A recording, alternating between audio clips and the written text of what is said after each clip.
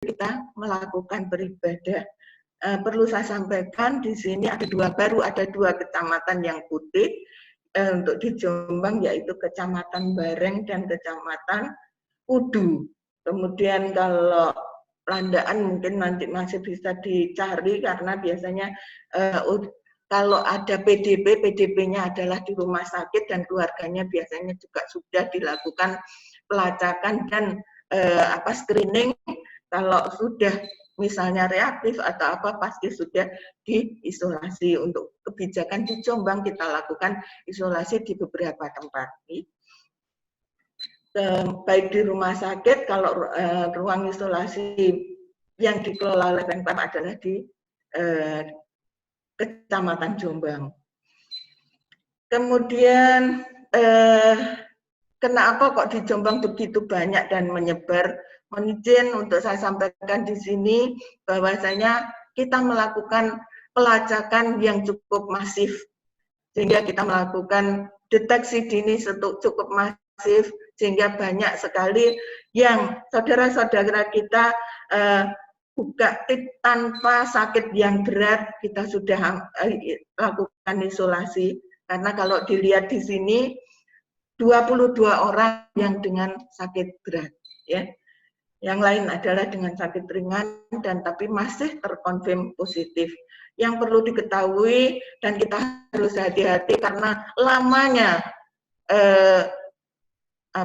penyakit ini untuk dinyatakan memerlukan waktu yang cukup lama untuk dinyatakan sembuh, maka untuk itu saya mohon hati-hati.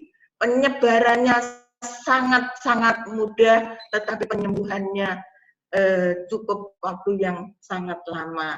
Kemudian menyongsong kehidupan peradaban baru di mana kita membiasakan diri dengan hidup pola hidup bersih dan sehat seperti yang sudah disampaikan oleh narasumber yang pertama. Kemudian juga bagaimana membiasakan diri dengan makan makanan yang bisa menimbulkan imun kita, meningkatkan imun kita, juga tidak makan berlebih karena makan berlebih itu juga nggak baik. Jadi makan yang dengan diet yang berimbang, ya, sekali lagi berimbang. Kemudian terkait dengan menyongsong new era, new normal ini, Kemenkes telah mengeluarkan keputusan Menteri Kesehatan nomor 0107 ya, nomor 0107 garing Menkes garing 328 garing 2020 tentang panduan pencegahan dan pengendalian COVID-19 di tempat kerja, perkantoran, industri dalam mendukung keberlangsungan usaha dan dalam situasi pandemi.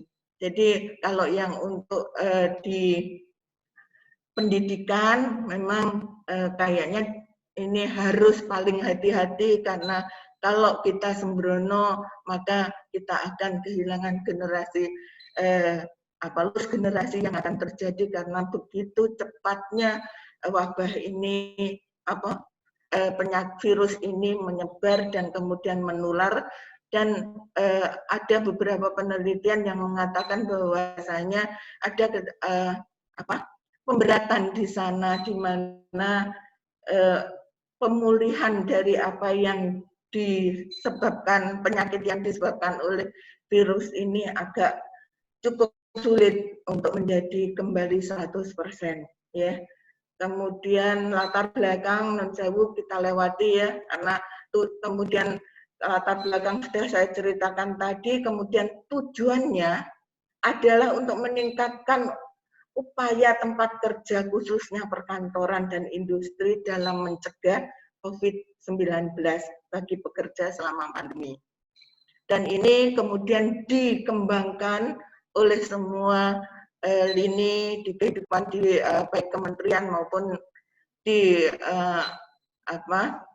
masyarakat, dikembangkan ke arah sendi-sendi kehidupan yang lain, baik itu keagamaan, kemudian juga kalau budaya kayaknya harus belakangan, karena yaitu tadi seperti halnya kalau ini kita mana yang harus kita dulukan, terpenting dengan kehati-hatian kita agar tidak terjadi penularan yang luar biasa, karena ini tentunya akan sulit bagi semua. Kemudian sasarannya adalah untuk tempat kerja, baik itu pemerintah, swasta, BUMN maupun di dinas-dinas di instansi pemerintah.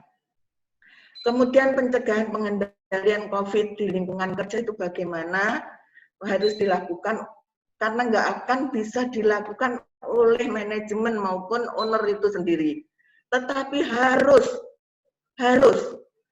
diikuti oleh semua komponen di dalam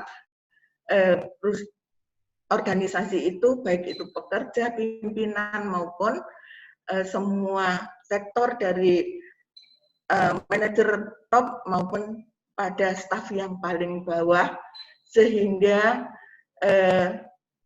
ini merupakan kewajiban dari manajemen maupun pimpinan untuk memberdayakan sumber daya, baik itu sumber daya manusia maupun sumber daya yang lain, untuk meningkatkan kewaspadaan sesuai dengan tingkat, tentunya memetakan di mana area yang berisiko tinggi sesuai dengan jenis pekerjaan maupun usahanya. Ya, kemudian faktor-faktor pekerjaan yang berisiko tinggi, tentunya hal ini adalah berkaitan dengan bagaimana dia bersentuhan dengan publik yang mungkin tanpa diketahui adalah dia adalah merupakan orang dengan konfirm positif tetapi tanpa gejala. Ini yang sangat berbahaya dan ini ada di sekitar kita. Perlu saya sampaikan, ini kena apa kok Dinas Kesehatan Jombang melakukan screening secara masif. Kemarin kita rencana 3 hari, kemarin 350, hari ini 350, sisanya besok, jadi ada 1000 rapid test yang kita lakukan untuk screening hari ini, di mana sasarannya tentunya harus kita lakukan dengan kriteria agar upaya ini tidak sia-sia. Jadi tidak asal saya mau di rapid ini, enggak, tapi ada skor yang harus kita pertimbangkan.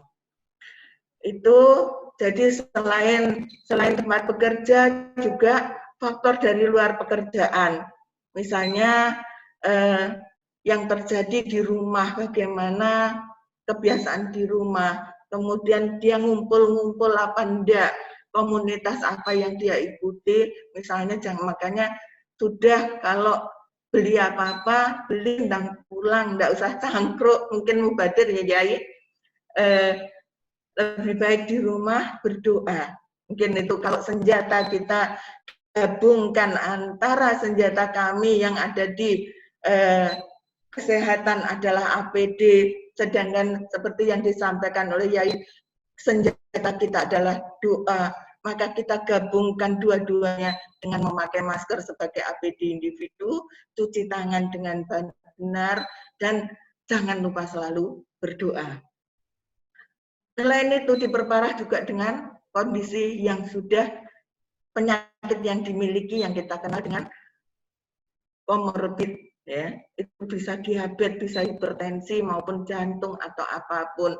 Seringkali nun sewu, sekarang ini saya prihatin, setiap kali ada orang meninggal kan mungkin saja dia sakit jantung, tetapi selalu dihubung-hubungkan dengan COVID.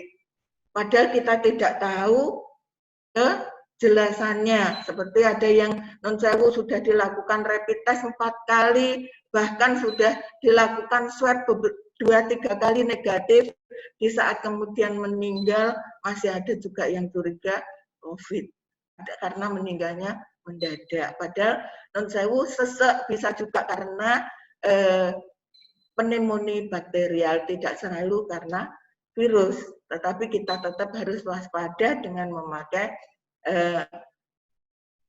masker dan cuci tangan pakai sabun air mengalir. Kenapa itu saya selalu sampaikan, karena itu sangat penting. Seperti hanya kita harus berwudu, kalau berwudu gak usah sabun, kita tambahin dengan sabun saat kita mengambil air wudu, cuci tangan dulu dengan benar, baru kemudian ngambil air wudu.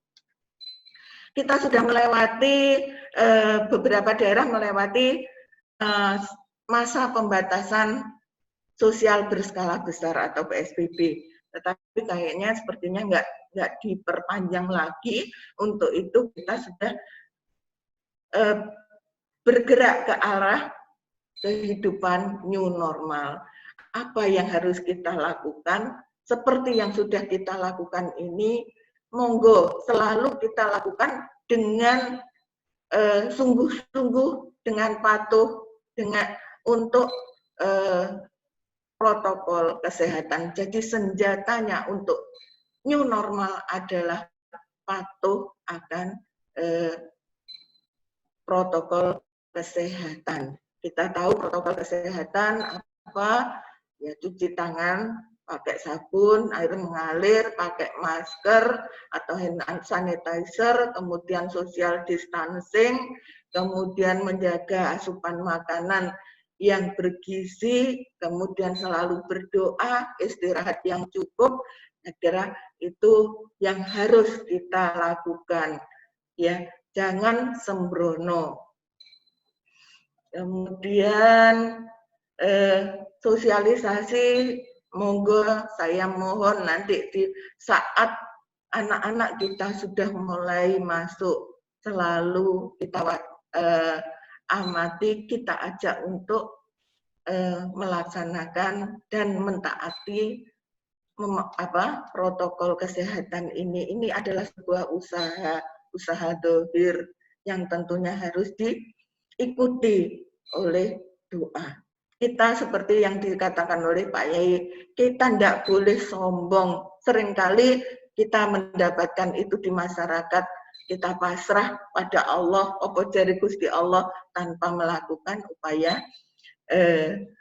syar'i yang harus dilaksanakan, upaya lahiriah, seperti hanya memakai masker tersebut. Ya.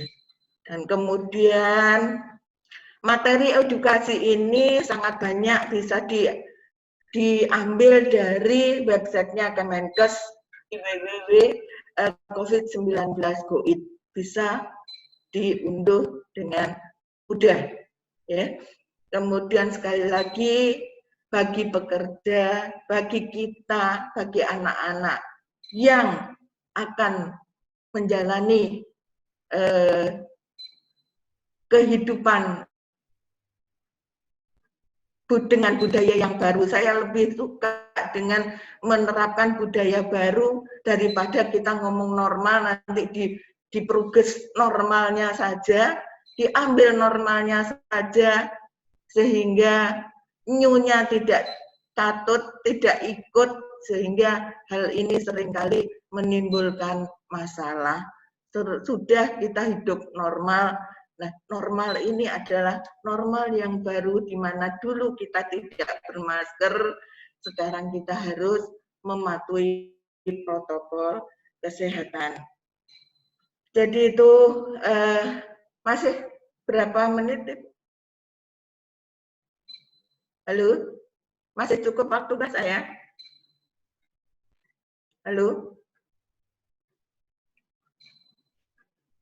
Kemudian cara cuci tangan yang benar, tadi sudah saya sampaikan bahwasanya ada beberapa langkah dengan cara mencuci tangan yang benar adalah yang pertama, basahi tangan dengan air, ambil air sabun, gosok kedua telapak tangan, kemudian basahi tangan, gosokkan di sela-sela jari, kemudian gosokkan kedua telapak tangan kita dengan jari rapat-rapat, kemudian jari kita dirapatkan sambil digosok ujung-ujung jarinya, tangan jempolnya, juga seluruh permukaan tangan kita lakukan